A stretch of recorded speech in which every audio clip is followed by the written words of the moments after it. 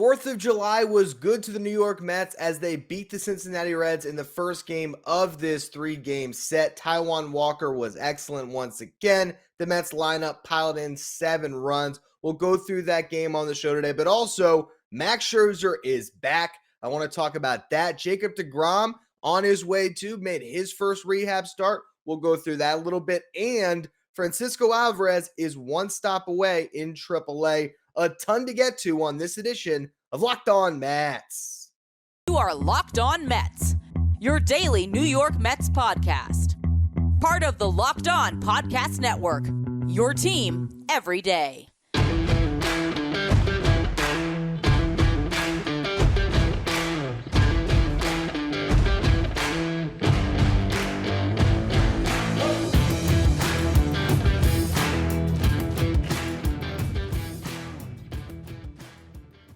Hello to all you amazing Mets fans. You're watching Locked On Mets, part of the Locked On Podcast Network, your team every day. I'm your host, Ryan Finkelstein. If you want to find any of my work, follow me on Twitter at FinkelsteinRyan. You can also find some of my writing at justbaseball.com, where I work as the managing editor. Taijuan Walker, once again, was great. I posed a question on Twitter today. I put a poll up there that I never would have imagined putting up this season. If you go back to my earlier takes, again, I was loud wrong on Taijuan Walker. And the poll that I put up today was, who would you rather have next year? Chris Bassitt or Taijuan Walker? The fact that we can even have that conversation right now is crazy because obviously the track record would tell you Bassitt's been the better pitcher. Also this year, you would have thought coming into the season that Bassitt would be the clear number 3. But right now, as we've talked about, Taijuan Walker has been the Mets' best starting pitcher this year. Now, they're about to get Max Scherzer back, and we talk about sample sizes. What Scherzer did in his 8 or 9 starts was fantastic, and I'm sure he's going to build on that. And by the end of the season, he probably will be the most valuable pitcher on the Mets.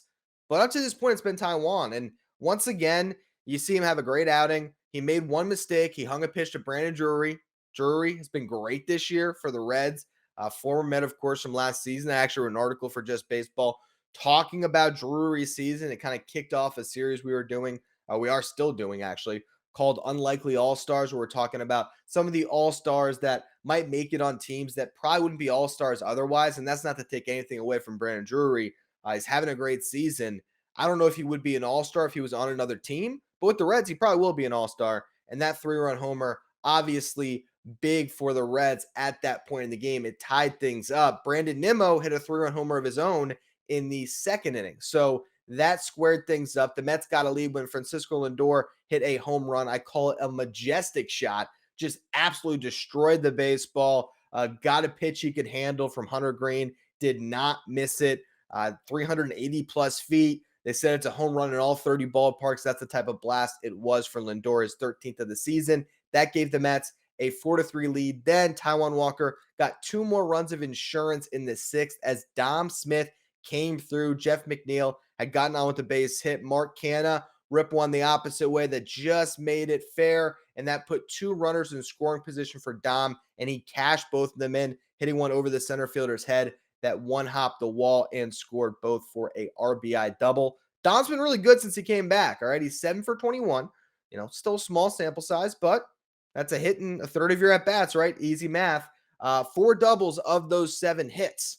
Right now, the way J.D. Davis has been swinging it lately, if the Mets don't promote Mark Vientos, give Dom more playing time. He's doing a good job with it.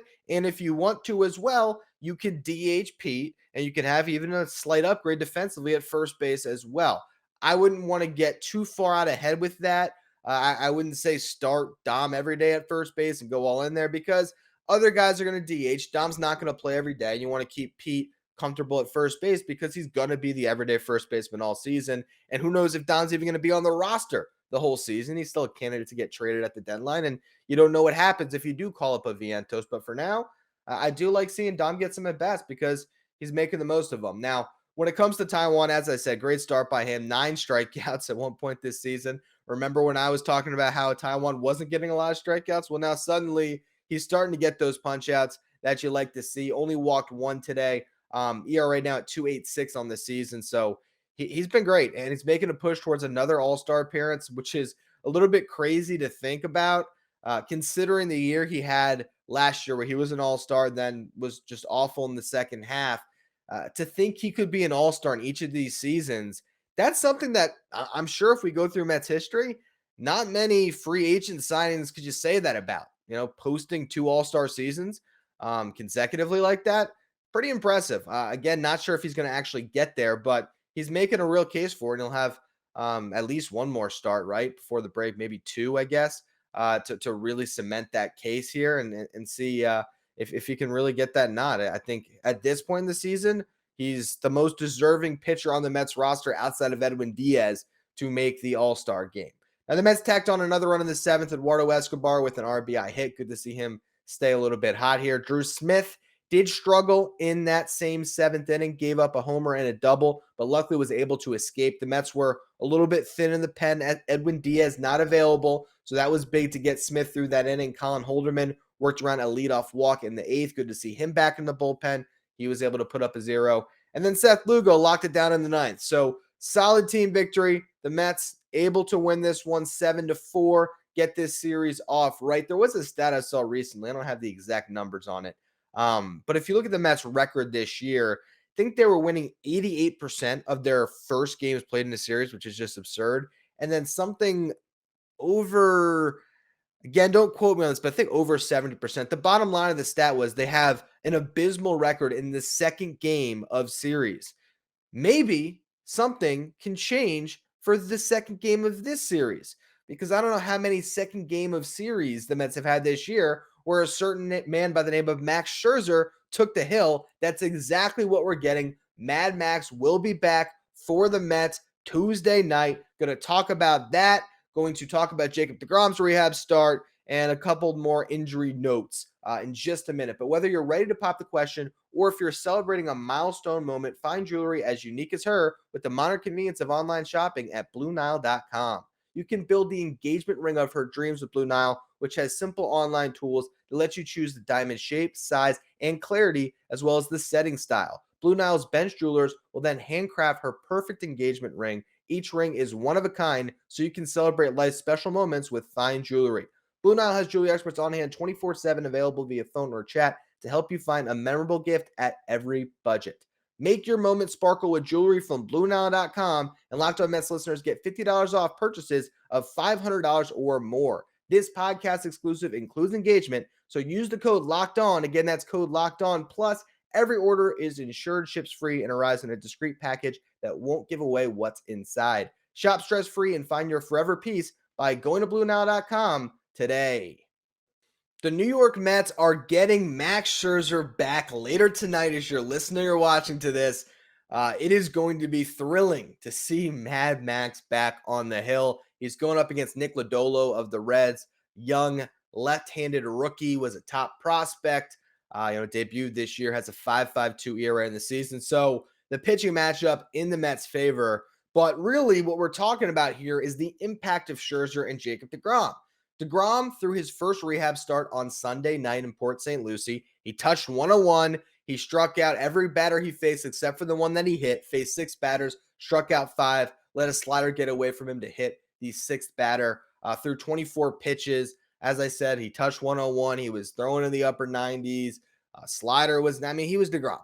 There's nothing else to analyze here. And the bottom line is he went out, he pitched, and there's no setbacks as of now. That's obviously all you're worried about as a fan. Is he going to be able to stay on the hill? It sounds like his arm is as fresh as ever. He feels great. I think he's anxious. I think he probably, in some respects, doesn't love maybe how he's been held back a little bit. You kind of detect when he talks maybe a little bit of, I don't want to call it frustration with, it's just frustration with the situation more than the organization. Who really knows? But this guy is chomping at the bits to get back. Scherzer has felt the exact same way. We've seen that play out. Luckily, Scherzer will be back, today. But if you're looking at Jacob DeGrom and when can he return, he threw 24 pitches on Sunday. Figure if you go up, 15 pitch increments from there, maybe it's 40 pitches the next time, 55 the next time, 70 the next time. And then he's about at 85 pitches where you could potentially see him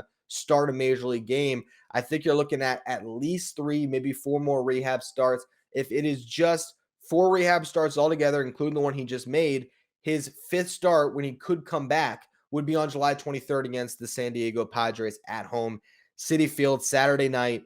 It would be absolutely electric. Would love to see it. I don't know if it'll happen, though. Not that I am forecasting any type of reason why he's going to get thrown off schedule, but here's one thing to think about.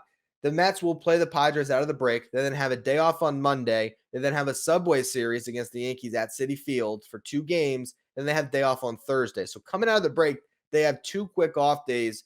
You're going to have Taijuan Walker, Chris Bassett, Max Scherzer, David Peterson, Carlos Carrasco, a lot of arms already that were in the mix of this rotation. Not that you would want to start them over DeGrom, but the Mets would have the luxury to continue to take it slow if they felt like they needed to. If they wanted to get him up to 100 pitches in rehab starts, they could because they have the days off. So I don't know if we do see him in July or not, but the fact is he's trending towards a July 23rd start coming out of the break. I think that's the first time we would maybe see him. But if you get DeGrom and Scherzer for the entire second half, that's something that we've been dreaming about here since the Mets signed Scherzer. And it's going to be the best 1-2 punch in baseball. Might be the best 1-2 punch we've seen in the last decade.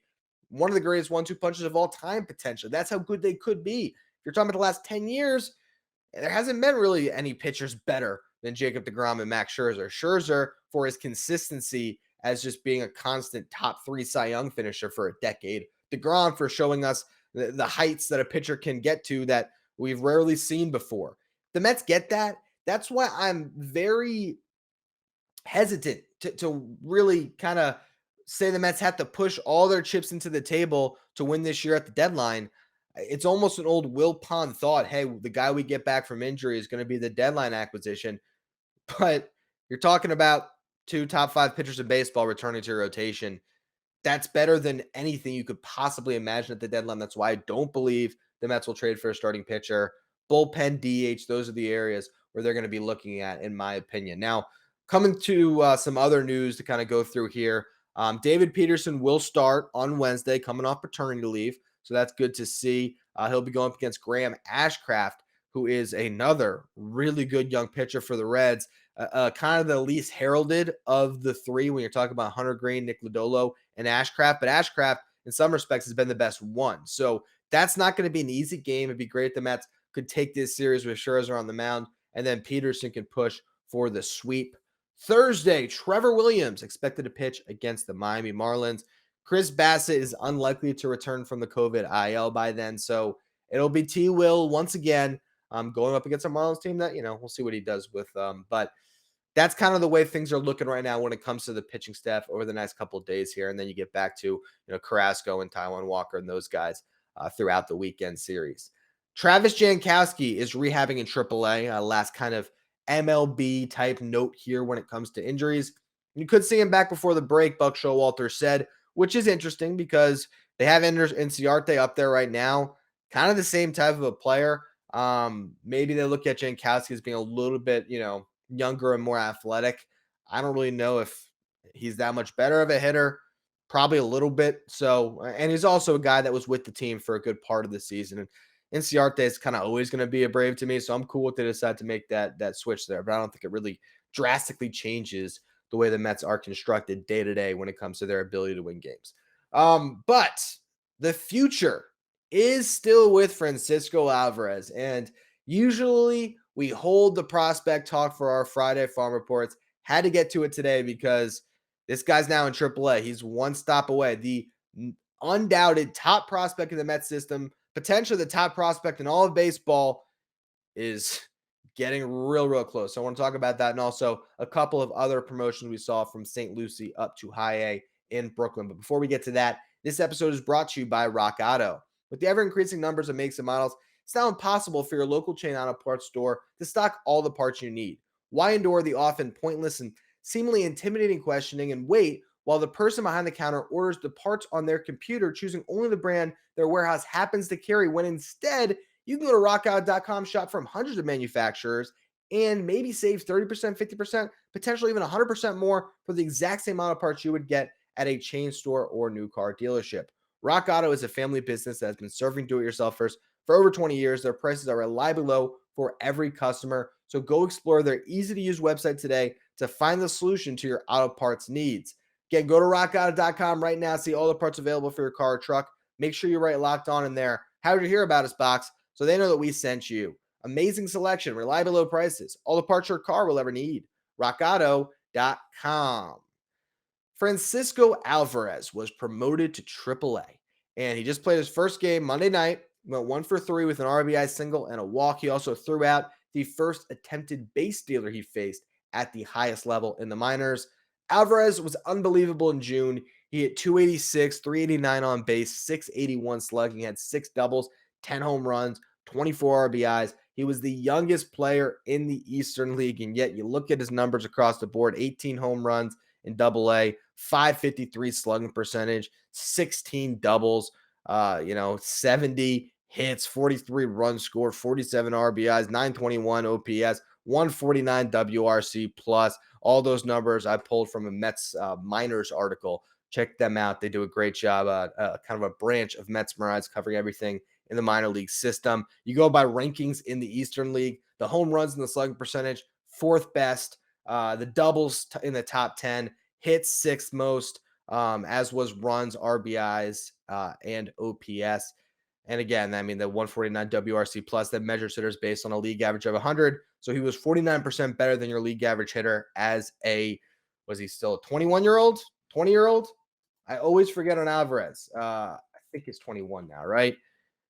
20. It's ridiculous, man. It's ridiculous. Turns 21 in November. Crazy. Speaking of young prospects, though, you also have Alex Ramirez, who's 19 and just got promoted to high A. Here's another guy who's just flying through the Mets farm system. Potential center fielder of the future, right? 284 hitter in low A, 359 on base, 443 slugging. Got off to a red hot start. Kind of struggled a little bit and then found his footing again and finished really strong down there to get that promotion. 6 home runs, 6 triples, 13 doubles. So 25 extra base hits for a 19-year-old playing in a league where there is still guys that are older than him in 67 games. Really impressive. 37 RBIs, 17 stolen bases, although he was caught 9 times. Be really fascinating to see how he handles high A. You're not going to see him get promoted beyond that. He'll be in high A for the remainder of the season. And he'll likely start next season in high A unless he's just unbelievable and shows up this spring and just wows people to the point that say, yeah, we just got to throw him into the fire. I don't expect that. I expect him to be in high A for some time. He's going to be the face of the Brooklyn Cyclones for a minute here, which will be cool. If you're in the New York area, check him out. See what he has to offer. But this is another really exciting prospect. I view him as a near and untouchable at the deadline. I really would. I don't think the Mets want to move him, especially when you think about how their farm system is constructed, not really having a lot of top outfield prospects. You look at what Pete Armstrong is doing with the Cubs right now. It's a good thing the Mets still have Alex Ramirez. They also promoted Stanley Consuegra, excuse me. I think I got that one right. 21-year-old outfielder. 251 low A, 324 on base, 431 slugging, 14 doubles, 4 triples, 8 home runs, 26 extra base hits. So he goes up with Ramirez. Now they have a couple of new outfielders that you'd imagine would be out there every day. And then Dominic Hamill was promoted as well. Really interesting pitching prospect. A 3rd-round pick from last year. Mets really high on him. 23-year-old starter. So we could see him maybe next year even factor in some form on the big league roster. Now, a lot still has to happen before then. He has to really succeed in high A and then maybe start next year in double A. But due to his age, a college arm, he can rise quickly, and he's done a really nice job so far. 3.84 ERA this season in low A with 71 strikeouts and 63 1/3 innings pitched. Dealt with some walk issues, but over his last 2 starts, kind of was able to get a hold of that, and I think probably led to his promotion. He did not start his final game because Jacob DeGrom did, and then he got in there. So 14 games, 13 starts. Pretty good stuff from him. And again, this is a pitcher that I wouldn't think too much about this year, but when you're forming your top 20s in the offseason leading into next year, this is a guy that has a chance to be featured on those types of lists. Anyway, though, that will be all for the show today. We're going to continue to talk, of course, about the impending returns here. Scherzer coming back, DeGrom on the periphery. What's happening with Vientos, Alvarez, all this stuff is really kind of bubbling to the surface right now. It's going to be a really exciting month. The All-Star break, the trade deadline, so much going on. And speaking of the trade deadline, on tomorrow's show, going to talk about maybe a crazy idea that does relate to the Cincinnati Reds. Could the Mets trade for Joey Votto this year? Does it make sense? Make sure you tune in tomorrow to find out. As always, thank you for listening. Make sure you follow, rate, and review wherever you get your podcast. Make sure you follow me on Twitter at Finkelstein Ryan. Follow the show at Locked On Mets. Thank you for making Locked On Mets your first listen every day. Now for your second listen, check out Locked On MLB, hosted by Paul Francis Sullivan. Locked On MLB is where you want to go to stay up to date with everything going on in Major League Baseball. You can follow Locked On MLB wherever you get podcasts.